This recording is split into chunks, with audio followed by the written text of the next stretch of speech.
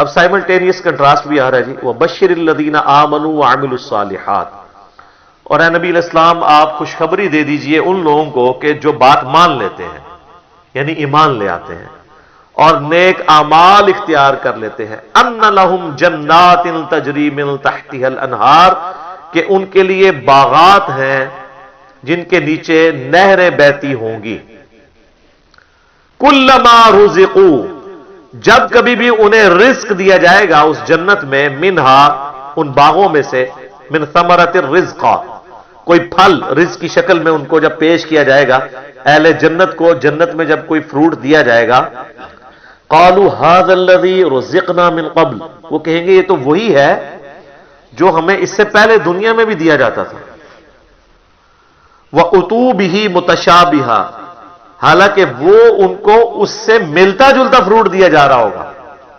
Exact نہیں ہوگا، ملتا جلتا اس لیے دیا جائے گا کہ انسان کی ایک نیچر ہے۔ دنیا میں بھی آپ دیکھ لیں، آپ کسی دسترخوان پہ بیٹھے ہوں تو سب سے پہلے اس چیز کو ہاتھ ڈالتے ہیں جس کے ساتھ آپ مانوس ہوں۔ آپ کسی ولیمے پہ بھی جاتے ہیں تو آپ کے سامنے کوئی ایسی عجیب و غریب ڈش آ جائے تو آپ اس کے رسک نہیں لیتے کھانے کا کہ پتہ نہیں کیا ذائقہ ہو، الٹا پلیٹ بھر کے بیٹھ جاؤں اور اس دوران جو میں نے کھانا تھا وہ ختم ہی ہو جائے، یہ بھی چانس ہوتا ہے نا۔ تو انسان مانوس اس چیز کے ساتھ تھا جو پہلے اس نے اس کو ایکسپیرینس کیا ہو، یہ اللہ تعالیٰ نے انسان کی نیچر رکھی ہے۔ تو جنت میں بھی ابتدائی مہمان نوازی کے طور پہ جنتیوں کو وہ رزق دیا جائے گا جو دنیا میں وہ ایکسپیرینس کر چکے ہیں، آم، کیلا، انار، سیب، جو ہمارے ایکسپیرینس میں۔ اب دیکھنے میں تو وہ فروٹ دیکھنے میں تو ویسا ہی ہوگا، تو وہ کھانے سے پہلے یہ بات کریں گے کہ تو یہ وہی چیز ہے، ایتھے بھی آ کے وہی کچھ، لیکن وہ فرمائے گا کہ ان کے اس کی طرح کا ہوگا لیکن ویسا نہیں ہوگا۔ اب انور اٹور کا ذائقہ اور ایک دیسی آم کا ذائقہ برابر ہو سکتا ہے؟ دیکھنے میں تو دونوں ایک جتنے ہوتے ہیں، شکل و صورت بھی ملتی جلتی ہوتی ہے، لیکن زمین آسمان کا فرق ہے ٹیسٹ میں۔ اسی طریقے سے چونسے کا ٹیسٹ ہو یا کسی دوسرے آم کا، وہ برابر نہیں ہو سکتا۔ تو یہ تو دنیا میں اللہ نے اتنا فرق رکھا ہوا ہے، تو آخرت میں جو آم دیا جائے گا وہ دنیا والا آم نہیں ہوگا، ہاں شکل و صورت میں ضرور ملتا جلتا ہوگا، لیکن اس آم کی تو کیا بات ہے۔ اللہ تعالیٰ جنت میں ہمیں اپنے محبوب صلی اللہ علیہ وآلہ وسلم کا پڑوس نصیب فرمائے، آمین۔ وَلَهُمْ فِيهَا أَزْوَاجٌ مُطَهَّرَةٌ، اور وہاں پہ ہوں گی ان کے لیے پاکیزہ بیویاں۔ پاکیزہ بیویاں دنیا کی بیویاں بھی اور جنتی حوریں بھی، وہ آگے چل کے ذکر آ جائے گا اس حوالے سے۔ اچھا، جنت میں جتنی بھی نعمتیں ہیں نا، ان میں جو یعنی ڈومیننٹ نعمتیں ہیں، ان کا کچھ نہ کچھ حصہ اللہ نے دنیا میں اس حوالے سے رکھا ہے کہ انسان اس نعمت کو ایکسپیرینس کر سکے، لیکن وہ زمین آسمان کا فرق ہے،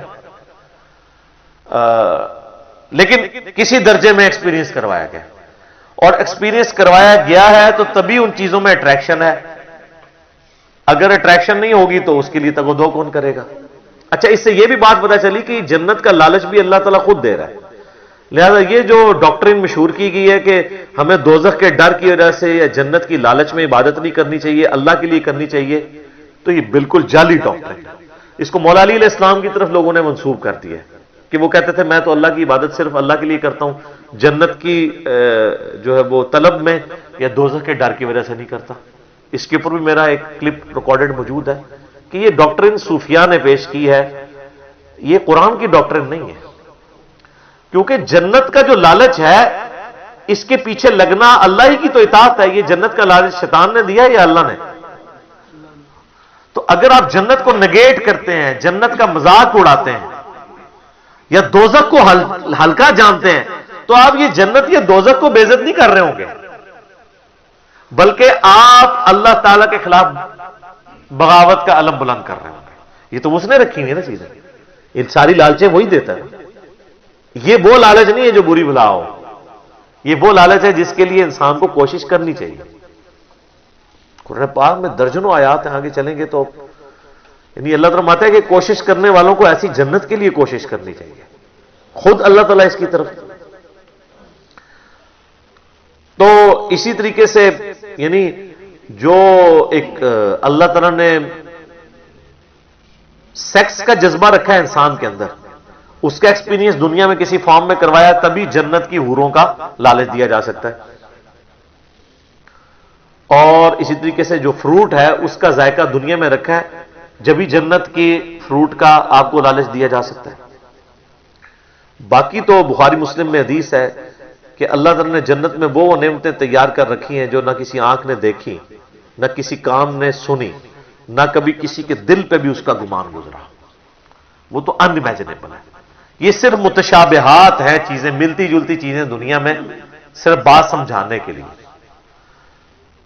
اور دنیا کی نعمتیں تو فنا ہونے والی ہیں، لیکن ان نعمتوں کے ساتھ آ رہا ہے وَهُمْ فِيهَا خَالِدُونَ، وہ رہیں گے ہمیشہ ہمیشہ اس کے اندر، نہ ختم ہونے والی نعمتیں۔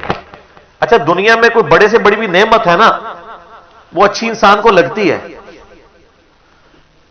لیکن جیسے ہی اس کے چھوٹ جانے کا خیال آتا ہے تو دل کے اوپر غم کا غلبہ ہو جاتا ہے، اور جنت میں غم نہیں ہے، اس لیے جنت میں ہمیشہ کی نعمت ہے۔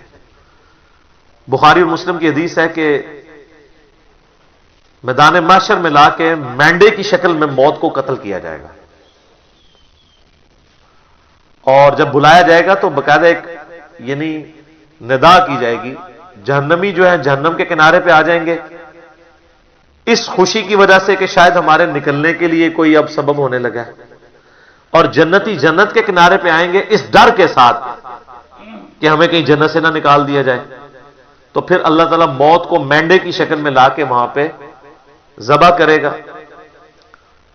اور پھر کہا جائے گا کہ جنتیوں کے لیے خوشخبری ہے کہ انہیں کبھی موت نہیں آئے گی، اور دوسری طرف جہنمیوں کے لیے ہمیشہ کا غم ہے کہ ان کو بھی موت نہیں آئے گی۔ تو قرآن میں آتا ہے سورہ فرقان میں، آج ایک موت نہیں کئی موتیں مانگو، موت نہیں تمہیں آئے گی، ہزاروں موتیں مانگو، موت نہیں آنے کی، کیونکہ موت آ جائے تو پھر تکلیف ختم ہو جائے، لیکن وہاں پہ موت نہیں آئے گی۔ اللہم اجرنا من النار، اللہم اجرنا من النار، اللہم اجرنا من النار، آمین۔ اللہم من احییتہ منا فاحیہ علی الاسلام، ومن توفیتہ منا فتوفہ علی الایمان، آمین۔ صحیح مسلم میں ایک حدیث ہے کہ جب جنتی جنت میں داخل ہونے لگیں گے تو ان کو ایک ندا کی جائے گی، جاتے ہی خوشخبری ملے گی، تمہارے لیے مبارک ہے، آج کے بعد تمہیں کبھی موت نہیں آئے گی، تم ہمیشہ زندہ رہو گے، آج کے بعد تمہیں کبھی بدحالی نہیں آئے گی، تم ہمیشہ خوشحال رہو گے، آج کے بعد تمہیں کبھی بڑھاپا نہیں آئے گا، تم ہمیشہ جوان ہی رہو گے، اور آج کے بعد اللہ تم سے کبھی ناراض نہیں ہوگا، ہمیشہ راضی رہے گا۔ یعنی دنیا میں تو سب سے بڑی اہل ایمان کے لیے ٹینشن ہی یہی ہے نا کہ میں نے یہ کیا تو ناراض نہ ہو جائے۔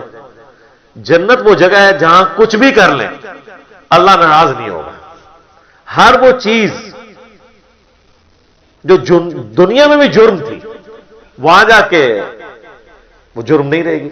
دنیا میں مرد کے لیے سونا پہننا حرام ہے، اور جنت میں سونے کے کنگن پہنائے جائیں گے، ریشم کا لباس پہنایا جائے گا۔ قرآن پاک میں آتا ہے، بخاری مسلم میں درجنوں حدیث ہیں، جسے شوق ہو تو مشکات المصابیح کی 3 جلد میں جنت والا چیپٹر پڑھ لیں تو آپ کو اندازہ ہوگا کہ جنت میں اللہ تعالیٰ نے کیا کچھ رکھا ہے انسان کے لیے۔ لیکن یہ بات اپنی جگہ ہے، ایک حقیقت ہے کہ جنت پہنچنا بڑا مشکل ہے، یہ سب سے بڑا المیہ ہے۔ یہ تو بابوں نے آپ کو ایک خدا کا تعارف کروایا نا کہ جنت تو اپنی جیب ہی چاہے، کتابیں یہ نہیں بتاتی، کتابیں کچھ اور ہی بتاتی ہیں۔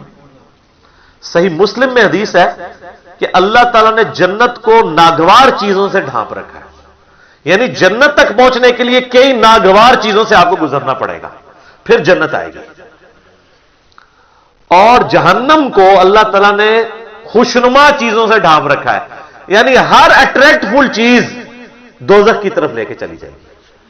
ناگواری تو ہے نا، یعنی روزانہ 5 وقت نماز پڑھنا دنیاوی طور پہ ایک تردد تو ہے، سردیوں میں وضو کرنا ایک تردد تو ہے، گرمیوں کے روزے رکھنا ایک تردد تو ہے، حلال اور حرام کا فرق کرنا ایک تردد تو ہے، اور دوسری طرف آپ جو اپنی مرضی کے مطابق کوئی بھی کام کرتے جائیں وہ سیدھا آپ کو دوزخ کی طرف لے جائے گا، جو آپ اپنی مرضی سے کریں گے. اور جو اللہ کی مرضی سے کرنا پڑتا ہے اس میں تردد تو ہے، ظاہر وہ نفس کے خلاف ہے. تو یہ مسلم شریف کی حدیث کمال حدیث ہے کہ جنت ناگوار چیزوں سے ڈھانپی ہوئی ہے اور جہنم خوشنما چیزوں سے. اس کی ایکسپلینیشن جامع ترمذی میں، سنن ابی داؤد میں، سنن نسائی اور ابن ماجہ میں ہے کہ جب اللہ تعالیٰ نے جنت کو پیدا کیا تو حضرت جبرائیل علیہ السلام سے کہا کہ جائیں جنت کو جا کے وزٹ کریں کہ میں نے کیسی رہنے کی جگہ بنائی ہے. جب حضرت جبرائیل علیہ السلام جنت گئے اور اس کی خوبصورتی دیکھی تو اللہ تعالیٰ نے کہا کہ جبرائیل کیسا پایا جنت کو؟ انہوں نے کہا اللہ تیری عزت کی قسم کوئی بندہ ایسا نہیں ہوگا جو اس میں جانے کے لیے جان دھاڑ کی بازی نہ لگا دے. کیا زبردست جگہ تو نے بنائی ہے. اللہ نے فرمایا اچھا. اللہ تعالیٰ نے جنت کو ناگوار چیزوں سے ڈھانپ دیا، جو مسلم شریف کی حدیث ہے،